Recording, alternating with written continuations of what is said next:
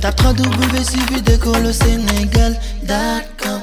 À école au Sénégal, c'est facile, tu n'as qu'à te connecter. Tape école au Sénégal, les leçons sont beaucoup plus détaillées. Deuxième paragraphe, mes chers élèves, nous allons nous intéresser au mouvement circulaire des satellites autour de la Terre. Satellites autour de la Terre.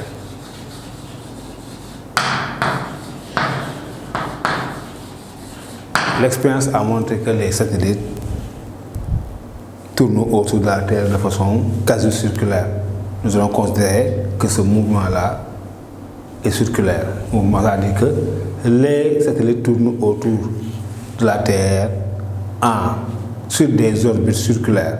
D'abord, on va définir le mot satellite. C'est quoi un satellite, chers élèves? Je pense que ce n'est pas la première fois que vous entendez parler de satellite. Un satellite est un engin mécanique qu'on lance à partir du sol. On l'amène dans le champ de gravitation, dans l'espace. Il occupe une orbite de rayon petit r autour de laquelle le satellite tourne autour de la Terre. Un satellite est un engin mécanique qui tourne autour de la Terre. Il recueille des informations qu'il balance sur la Terre. Les images de télévision que nous regardons, les SMS, les appels téléphoniques sont l'œuvre des satellites. S'il n'y avait pas de satellite, on ne pourrait pas voir des images de télévision. On ne pourrait pas faire des appels téléphoniques. On ne pourrait pas envoyer des SMS. Donc, chers élèves, vous voyez bien l'utilité de satellites dans notre monde. S'il n'y avait pas de satellite, il serait donc impossible de se connecter. Les satellites sont d'une grande utilité pour l'humanité. On peut dire maintenant qu'il existe deux grands types de satellites. Les satellites à défilement et les satellites géostationnaires. Dans un premier cas, on va s'intéresser aux satellites à défilement et dans un deuxième cas, s'intéresser à un satellite géostationnaire. Vous avez un satellite, c'est un satellite à défilement ou bien il est géostationnaire. C'est quoi un satellite à défilement? C'est un satellite qui est sur une orbite quelconque de rayon R. Il est sur une orbite quelconque de rayon R. Il glande des informations, il recueille des informations par-ci et par-là. Il les envoie directement aux satellites géostationnaires. Et ce sont les satellites géostationnaires qui nous les envoient directement. Les satellites à défilement défilent autour de la Terre sur une orbite de rayon R quelconque. Une fois qu'ils ont recueilli des informations, ces satellites-là ne nous envoient pas directement ces informations. D'abord, ils les envoient aux satellites géostationnaires. Ce sont ces satellites géostationnaires-là qui sont nos relais, qui nous envoient directement ces satellites. D'abord, petit 2, on va étudier le mouvement des satellites à défilement. Petit 2, le satellite à défilement.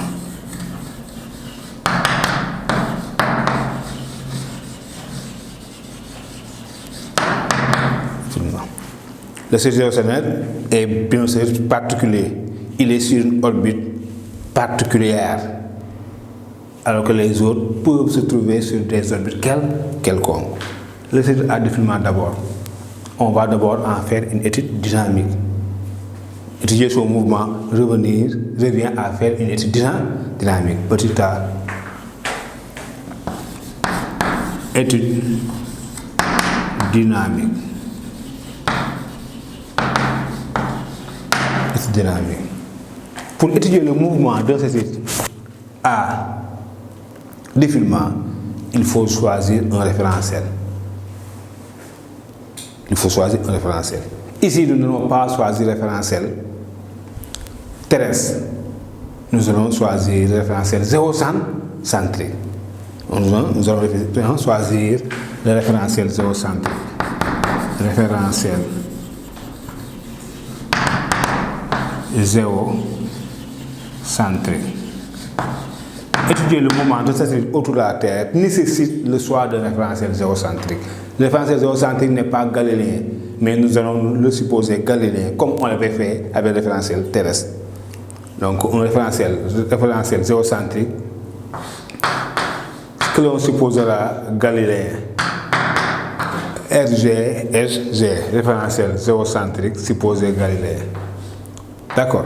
C'est quoi un référentiel géocentrique supposé galiléen? Un référentiel géocentrique est un référentiel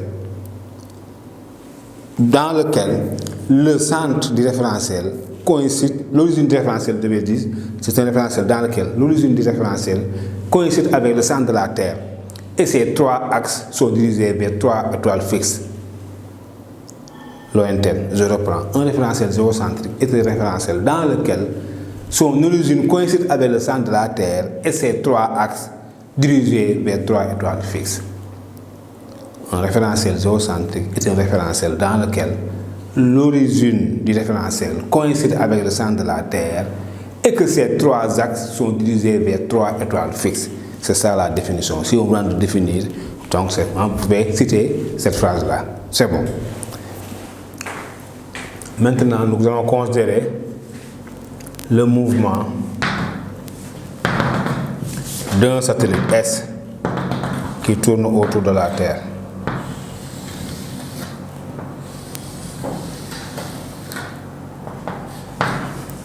La Terre est là, de masse M, de rayon R.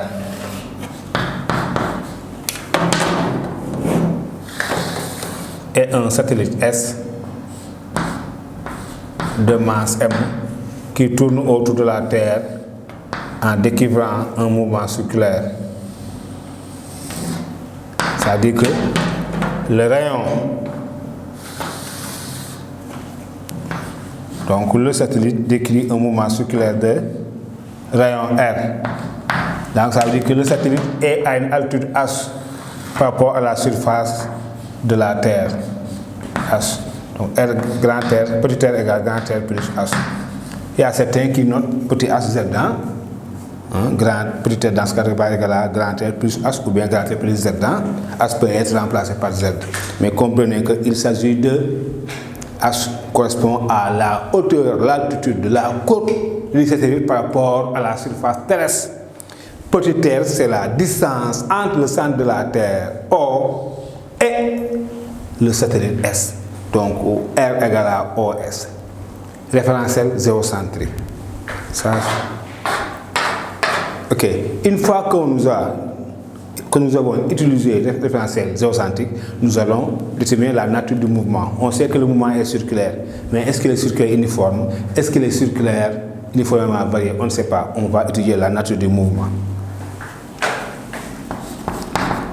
Nature du mouvement. D'accord, on va voir comment est le mouvement circulaire. Est-ce qu'il est uniforme? Est-ce qu'il est uniformément varié? Pour cela, comme on va faire une étude, on va donc choisir système, le satellite de masse M. On choisira le référentiel géocentrique que l'on supposera galiléen. Et ici, le satellite est dans un champ de gravitation. On considérera qu'il est uniquement soumis à l'action de la force de gravitation. F, qui est comme ça. Dirigé vers le centre. Le satellite est dans le champ de gravitation. Dans ce cas, on considérera qu'il est uniquement soumis à l'action de la force de gravitation terrestre F, qui est centripète dirigée vers le centre de la Terre. Bilan des forces, donc F. TCI, oui.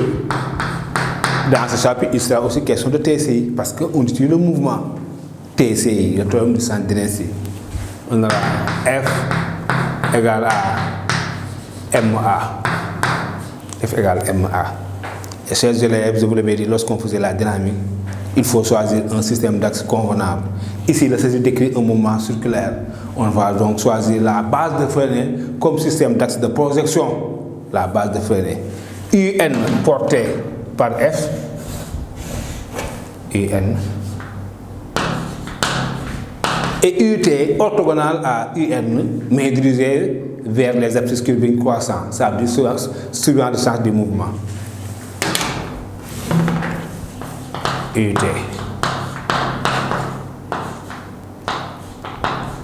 Et mes chers élèves, je vous demande, je vous recommande, si on vous demande de déterminer la nature du mouvement, il faut projeter le terme du centre d'inertie suivant UT. Suivant UT. Maintenant, suivant UT, on voit que F est porté par UN. Cela veut dire que F n'a pas de composante suivant UT. Donc on aura 0 égale à MAT. Suivant UT, A égale AT. Ici, M n'est pas nul. Donc qu'est-ce qui est nul? C'est AT. Et on sait que AT égale D de V sur D de T. Et égale 0. AT égale 0. AT égale D de V sur D égale 0. Ça veut dire que si D de V sur D égale 0, ça veut dire que la vitesse est une constante. Si D de V sur D égale 0, V égale constante. Et si la vitesse est une constante, cela prouve à suffisance que le mouvement est uniforme. Le mouvement uniforme.